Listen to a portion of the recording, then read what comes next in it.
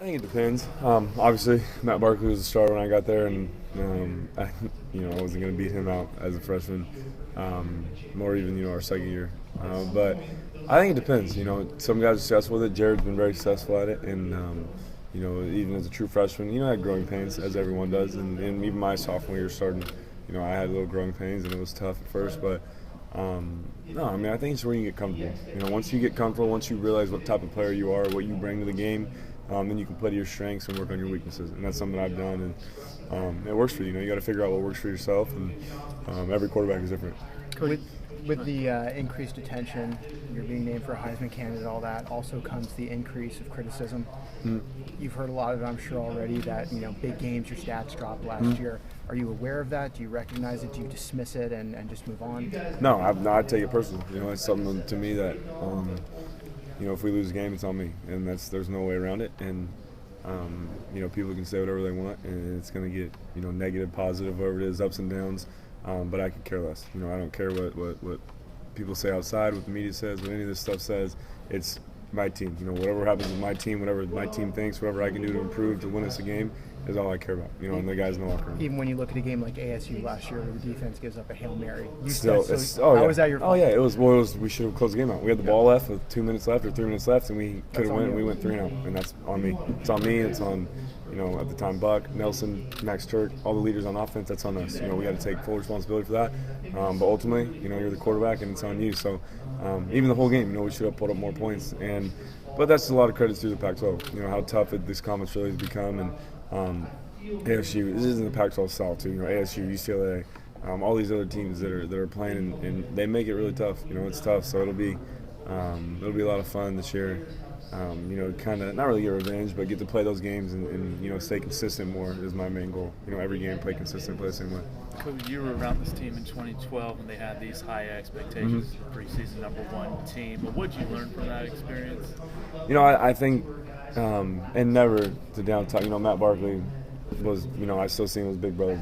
He taught me so much, helped me so much, and we stayed in close contact. But and then not to say anything negative about them, but that year, I felt like it was, they enjoyed that more than they should have, and that's something that we can't do. I think the rankings came out yesterday. I think we were top 15 or 10 or something, and I told you I didn't even to win the Pac-12 South. It was something we were predicted, but I told you guys it means nothing. It really does. It really means very. The only part that I like about it is that these guys have worked so hard. In the off season, in the weight room, in classroom, everything they've done.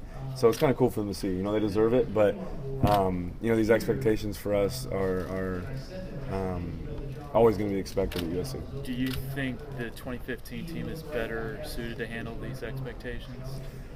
I think that we're better suited to handle anything, just because of what we've gone through. And I don't know. I know Gary and some other people around here have been very close with the team, and it's been tough. These sanctions, all the stuff we've gone through. Even when I wasn't playing, we didn't get to play in the bowl games. We didn't get to play in, I think 2012. We didn't get to play even in the conference championship game, any of that stuff. And it's been tough. It really has. But I feel like these guys are prepared for anything, can handle anything that comes their way. Especially these older guys, me and some of the seniors that are on the team are prepared for anything. And I think that no matter what adversity or anything happens, or even in a good way, like the predictions and everything. These guys are going to keep the same mind and stay level-headed. Where do you see the offensive line versus a year ago? A lot of young guys. Yeah, experience. That's the biggest part. It's tough. We at one point, obviously, when Chad Wheeler went down, we had 3 true freshmen starting. We had right guard, left tackle, and those were true freshmen. And Zach Banner, I think, was a sophomore last year, redshirt sophomore. Was he sophomore? Was he? Redshirt sophomore. Yeah. So we had a very young, and Max Turk, our oldest guy was a junior. So it was tough. And fortunately, I live with Max. Turk, he's my roommate, and he does such a great job with those younger guys. With Toa, Vianney, Damian Mama, guys like that that have so much potential and are going to be really good players this year. But yeah, the experience, man. They get those, because that's our kind of saying at SC is you're a freshman until you play. You could be a junior and you still haven't settled on the field, you're still a freshman. And those guys got their growing pains out of the way last year, and they really did a great job. What do you think about it? There's some of the 17, 18-year-old guys going against some grown men on the defensive line, and they handled it really well. But this year they're going to be doing, I think, a great job at not only protecting me, but doing really good in the run game this year too. Cody, with Tebow working out at USC this summer, have you seen him at all? Or Tim? Yeah, he works out in the weight room. I've talked to him a couple times. Really cool guy. He was throwing. We were throwing 2 days ago. I think he was out on the other side of the field or down on the other field, and it's cool. I've always been a big Tim Tebow fan. He's just his work ethic, just the stuff he does is awesome. Obviously people say, "Oh, you can't do this, you can't play, you're not going to make it," all this stuff, and everyone can say whatever they want, but he's still playing in the NFL. He's still on a team.